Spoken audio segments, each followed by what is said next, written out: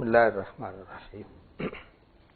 Alhamdulillahi Rabbil Alamin. Wassalatu wassalamu ala sayyidil mursalin wa ala alihi wa sahbihi wa sallam.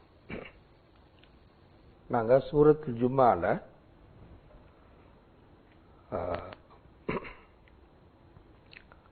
4 அல்லது 3 வசனங்களை பார்த்துருக்கிறோம். 4 வசனங்களை பார்த்துருக்கிறோம்.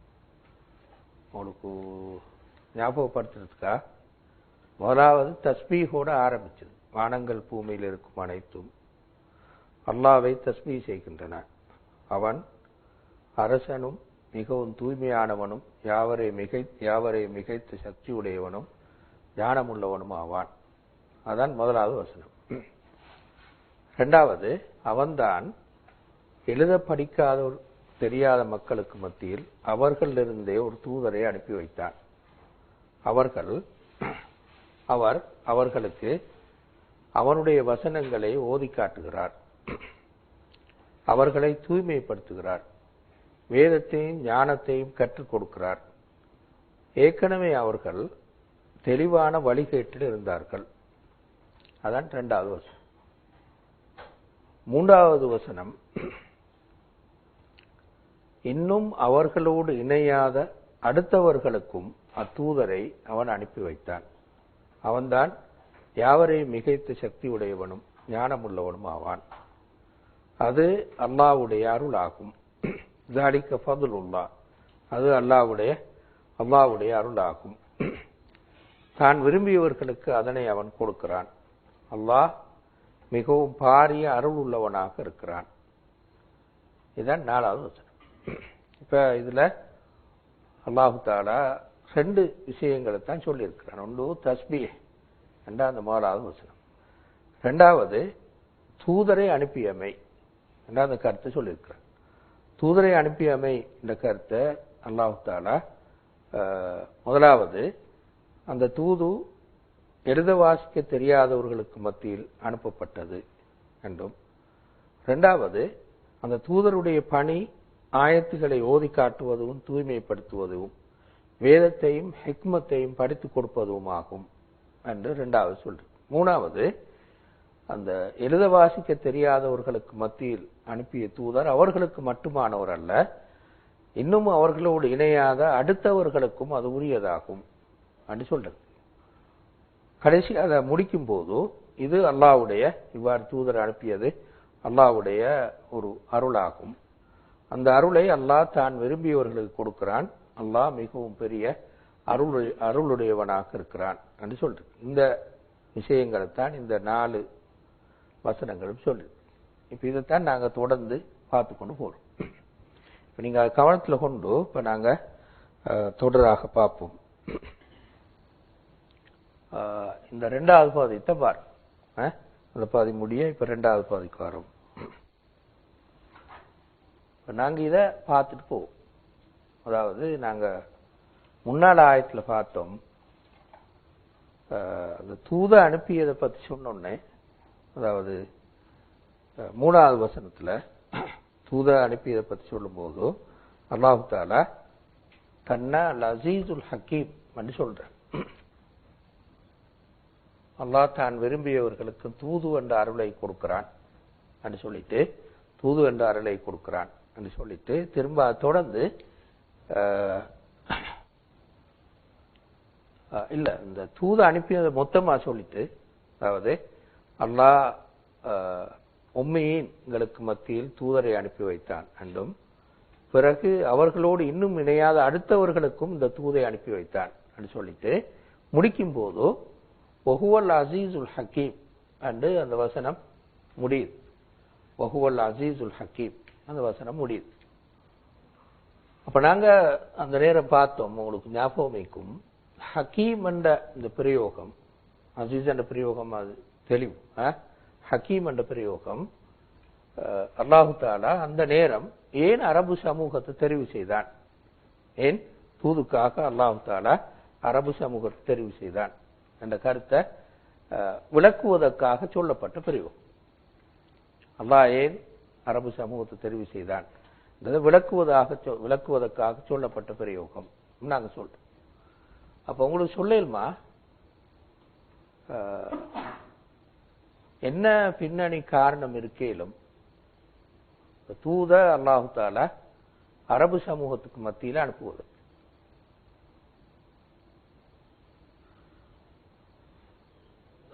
ஹக்கீம் என்ற பிரயோகத்தை விளங்குறதுக்கு வார் சரியா.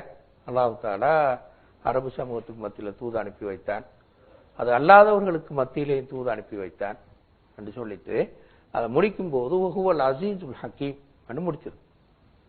அப்ப அந்த அல்லாஹ் அங்க உணர்த்தவார் என்னண்டா, நான் ஏன் அரபு சமூகத்துக்கு மத்தியில தூத அனுப்பினேன் என்றா ஹக்கீமாக இருக்கிறது அதுக்கு ஒரு காரணம் என்று அல்லாஹ் சொல்லவார். அப்ப நாங்க கொஞ்சம் விளங்கி பார்ப்போம். அல்லாஹ் ஏன் தூதரை அரபு சமூகத்துக்கு மத்தியில் அனுப்பி வைத்தார். கேக்குறது வந்து இந்த ஹக்கீம்ன்ற இது அதோட அடிப்படையில் உதாரணம் சொல்ல அந்த இப்ப அந்த உம்மி சமூகத்தை தேர்ந்தெடுத்து கொண்டது அந்த கேள்வியா நீங்க கேக்குறீங்க? இந்த அதாவது அரபு சமூகம் சாதாரணமாக பார்த்தா பொருத்தம் இல்லை, மேலோட்டமா பார்த்தா அந்த நேரம் இருந்த சமூகங்கள்ல நாகரீகத்துல மிகவும் பின்தங்கிய சமூகங்கள்ல உண்டு. ரெண்டாவது இதிலே வந்த மாதிரி எழுத வாசிக்க தெரியாத சமூகம். அப்போ ஒரு மர்ம நாள் மட்டும் உள்ள ஒரு தூத சுமக்கிறதுக்கு பொருத்தமில்லாத மாதிரி மேலோட்டமா பார்த்தா எங்களுக்கு பணம். ஆனா அல்லாஹ் அந்த சமூகம் தான் தூத சுமக்கணும் தெரிவு செஞ்சு சொல்லிட்டு அப்படியெல்லாம் சொல்லிட்டு உம்மியூன் உங்களுக்கு மத்தியில நான் தூது அனுப்பி வைத்தேன் என்றெல்லாம் சொல்லிட்டு பின்னால்தான் அந்த சமூகத்தோட ஏனைய சமூகங்கள் வந்து இணை எல்லாம் சொல்லிட்டு அல்லாஹ் எப்படி முடிக்கிறான், வஹுவல் அஸீஸுல் ஹக்கீம். நீங்க இந்த ஆயத்துல பாருங்க, அதோட முடியுது வஹுவல் அஸீஸுல் ஹக்கீம் சொல்லி சரியா. ஏனென்றா அல்லாஹ் யாவரையும் மிகைத்த சக்தி உடையவனும் ஞானம் உள்ளவனுமாவான். அந்த ஞானம் என்னது, அந்த அனுப்பின பின்னணி வழங்குதான கேள்வியா? அந்த சமூகம் வந்து ஏனைய சிந்தனைகளால் பாதிக்கப்படாது, அதாவது ரோம சிந்தனை அல்லது பாரசீக சிந்தனைகளால் பாதிக்கப்படாது. அவன் நாடோடிக அரபிகளாக இருந்தாங்க.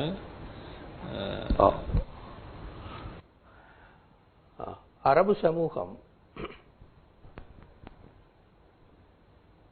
பெரிய, நீங்க சொன்னது நான் திருப்பி இன்னொரு மாதிரி சொல்றேன், பெரிய தத்துவ பின்னணிகளோ புராண பின்னணிகளோ அற்ற ஒரு சமூகம், இல்லாத ஒரு சமூகம், தத்துவ சிக்கல்களுக்குள்ளால மாட்டாத ஒரு சமூகம். அது பாரசீகர்களும் அந்த ரோமர்களும் மாறு, இந்த கிரேக்கர்களும் மாறு.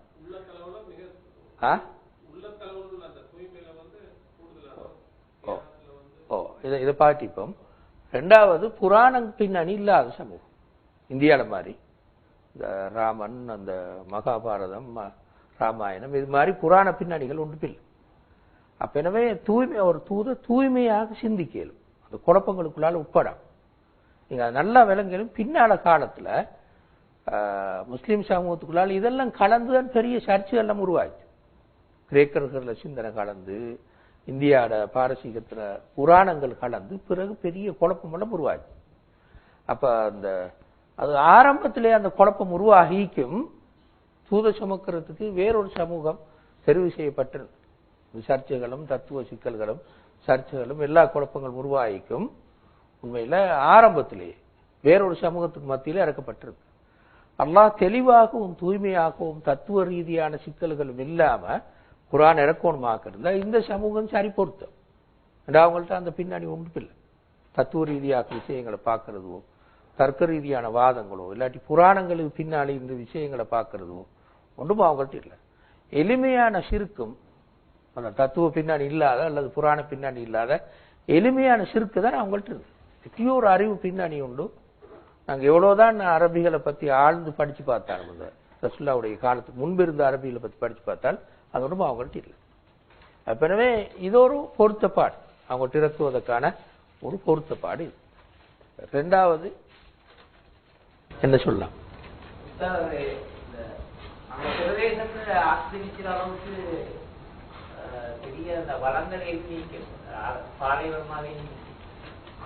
வளங்கள் இருக்கு. ஆக்கிரமிக்கக்கூடிய அளவுக்கு வளங்கள்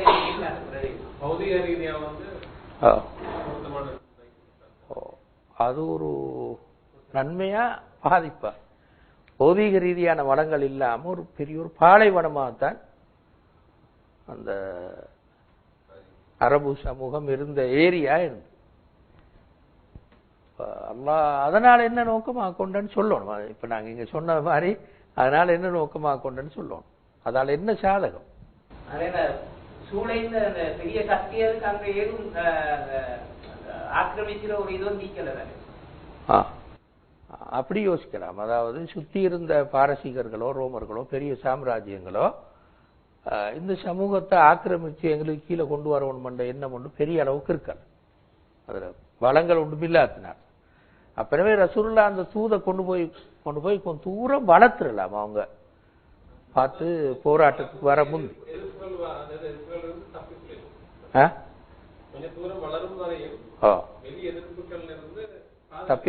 பாதுகாப்புறாங்க. உலகத்துக்கு எல்லா இடங்களுக்கும் பரப்பக்கூடிய ஒரு மத்திய நீங்க சொன்னது ரெண்டாவது. இன்னொரு கருத்து,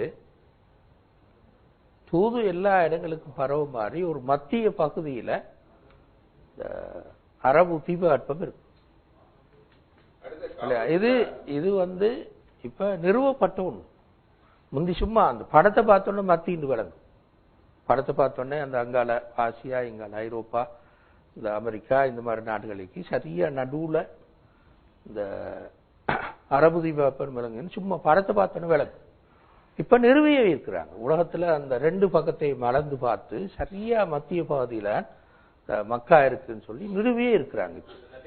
அந்த வகையில தூத வெளியில கொண்டு போறதுக்கு, தேச அங்கால கொண்டு போறதுக்கு ஒரு காரணமாக அது இருக்கு.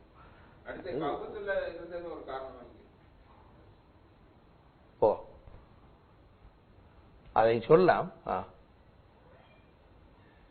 காபத்துல்லா இருந்ததை ஒரு காரணமாக சொல்லலாம். அதாவது எழுத வாசிக்க தெரியாத மக்களுக்கும் தூதருக்கும் மத்தியில் அனுப்பினதுனால யாருக்கும் இட்டு கட்டி இவங்களா ஏற்றினு சொல்லிக் கொள்ளலாம். அத்தனை சொல்ல வரீங்க.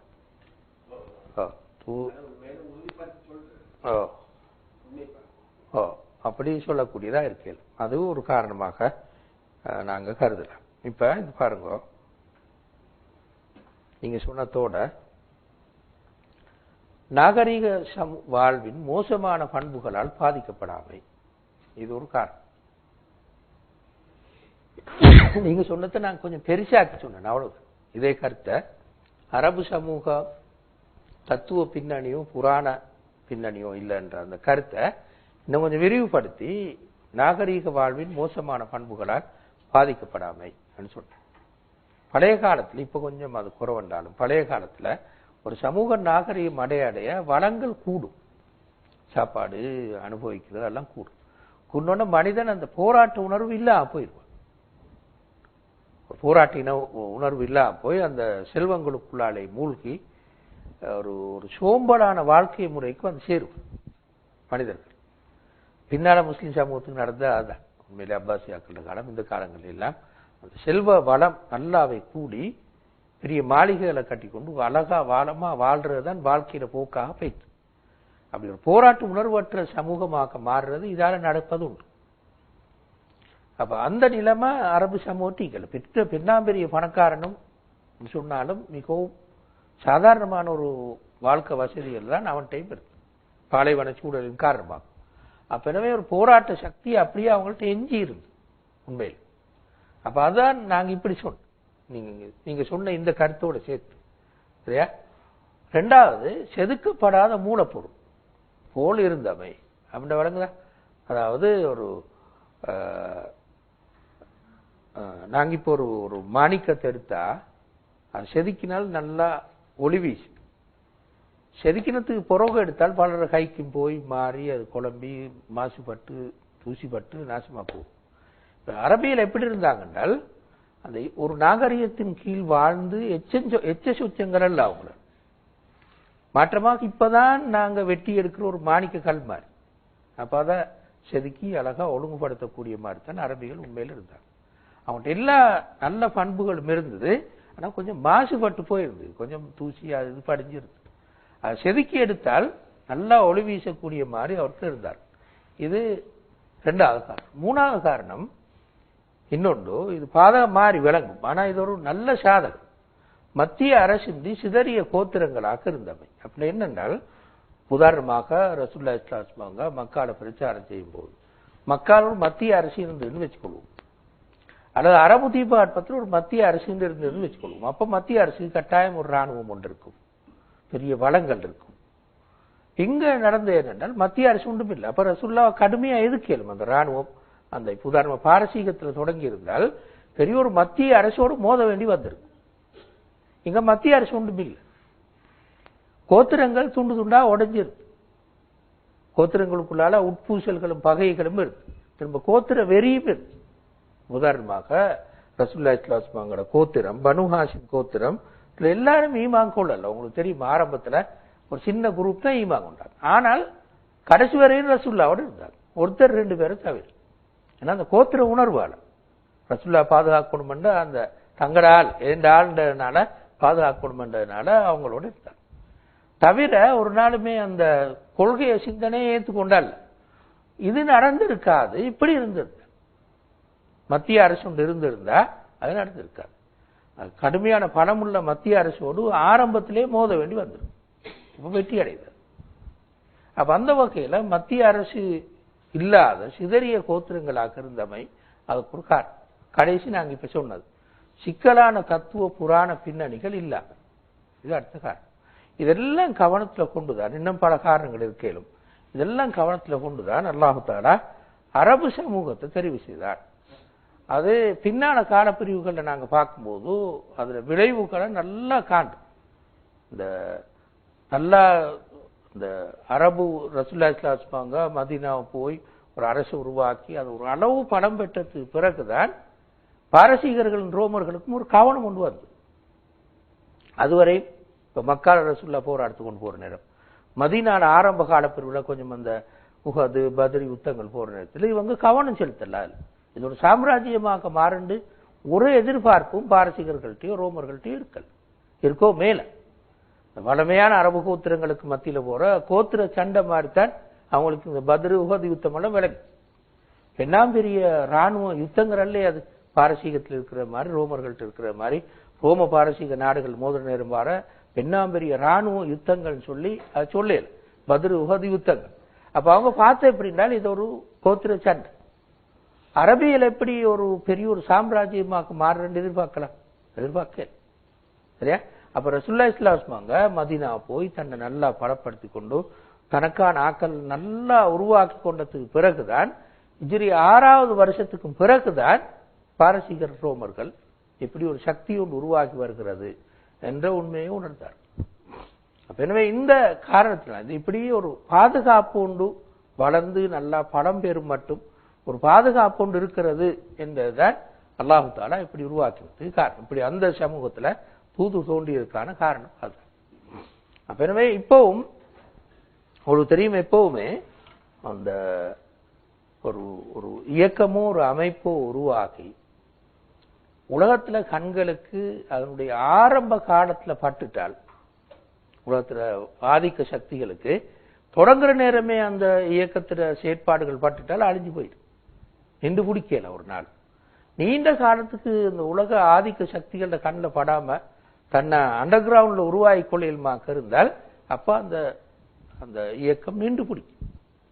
இது போலதான் இங்கேயும் நடந்து நீண்ட காலத்துக்கு ரசூலுல்லாஹி ஸல்லல்லாஹு அலைஹி வஸல்லம் என்ன செய்ய போறாங்க, இலக்கு என்னது என்றதை யாருக்குமே புரிஞ்சு உலகத்தில் இருக்கிற ஆதிக்க சக்திகளுக்கு புரிஞ்சு கொள்ள முடியாது. ரெண்டு ஆதிக்க சக்திகள் தான் அன்றைக்கு கூட இருந்தது, பாரசீகர்களும் ரோமர்களும் நாங்க சொல்லுவோம். அப்ப அவங்களுக்கு உண்மையிலே இது ஒரு சக்தியாக ஒரு பெரிய ஒரு சாம்ராஜ்யமாக மாறும் என்ற எதிர்பார்ப்பு இருக்கல், அரபியலுக்கே இருக்கல். அவங்களுக்கும் ஒரு நாளுமே நம்பலாது இது ஒரு பெரிய ஒரு சாம்ராஜ்யமா மாறும். எனவேதான் உங்களுக்கு தெரியுமாய்க்கும் தபூக் யுத்தம் ரசூலுல்லாஹ் ரெடி ஆகின நேரம், தபூக் யுத்தம் ரோமர்களோடு நடந்த யுத்தம், நடக்க போன யுத்தம். அப்ப அரபியல் நிறைய பேர் போகாம விட்டாங்க, ஈமான்ல பலவீனமானாக்கள், ரெண்டாவது முனாஃபிக்கள் போகாம விட்டாங்க, சஹாபாக்களும் கூட, சஹாபாக்கள் சிலரும் தபூக் யுத்தத்துக்கு போகாம விட்டாங்க. நல்ல வசதி வாய்ப்பெல்லாம் இருந்து நியாயமான காரணம் இல்லாமலேயே போகாம விட்டாங்க. அந்த நேரம் ஏன் போகாமுட்டன்ற அந்த முனாபிக்கள் பாவிச்ச வார்த்தை பிரயோகங்கள், பலவீனமான ஈமான் கொண்டாக்கள் பாவிச்ச வார்த்தை பிரயோகங்கள் முதன்மையானது என்னென்றால், எங்களுக்கு ரோமர்களோடு போராடிடுமா, நாங்க எங்களுக்குள்ள போராடி கொள்றது சரி, பத்ரு அது அதானே கண்டோம், அந்த யுத்தங்கள் சரி. ஆனால் ரோமர்கள் மாதிரி ஒரு பெரிய ஒரு சாம்ராஜ்யத்தோட போராடி நாங்க வெற்றி கொள்ளிடுமா?